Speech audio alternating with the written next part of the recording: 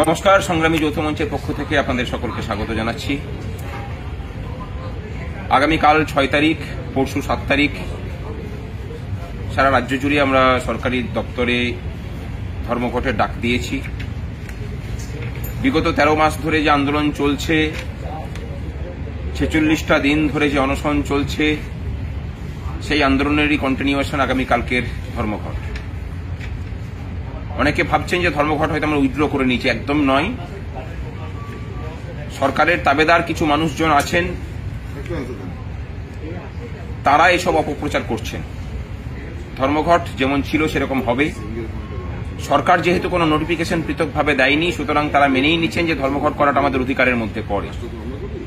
যদিও এর পূর্বের ধর্মঘটের যে নোটিফিকেশন সেটাকে আমরা স্যাটে এবং হাইকোর্টে চ্যালেঞ্জ করে রেখেছি। এই মতাবস্থায় ধর্মঘট করতে আর কোনো বাধা নেই। আপনারা নির্ভয়ে নিশ্চিন্তে ধর্মঘট করুন। যা কিছু হবে সংগ্রামী যৌথ মঞ্চ দেখে নেবে। এবার যা কিছু হওয়ার বলতে কি কি হতে পারে? সরকারি কর্মচারী, যারা সরাসরি সরকারি কর্মচারী, তাদের তো ডিআরও রুল অনুযায়ী ধর্মঘট করার অধিকার আছে। আমরা সেই খবর প্রথাগতভাবে আমরা জানিয়েও দিয়েছিলাম। অস্থায়ী কর্মচারীরা যেহেতু নাগরিক অধিকার ভোগ করেন, তাদেরও ধর্মঘট করার অধিকার আছে। মাননীয় শিক্ষক শিক্ষিকাদেরও ধর্মঘট করার অধিকার আছে, যেহেতু তারাও নাগরিক অধিকার ভোগ করেন। আর সংবিধান যেহেতু ধর্মঘটের অধিকার দিয়ে রেখেছে, সুতরাং বাধা কিছু নেই।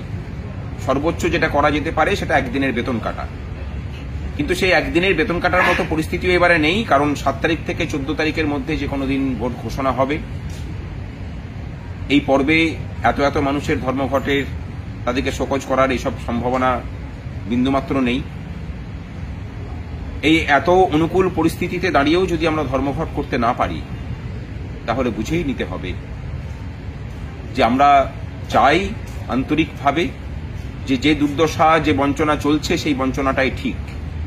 আমরা এতেই খুশি।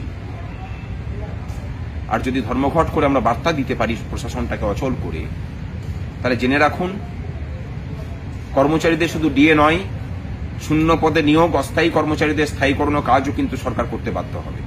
সামনে ভোট বড় বালায়।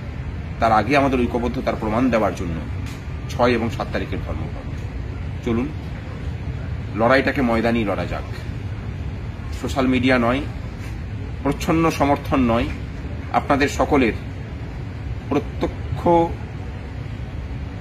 কর্মতৎপরতার মধ্যে দিয়ে এই আন্দোলনকে তার লক্ষ্যে পৌঁছে দিন। ভালো থাকবেন সকলে।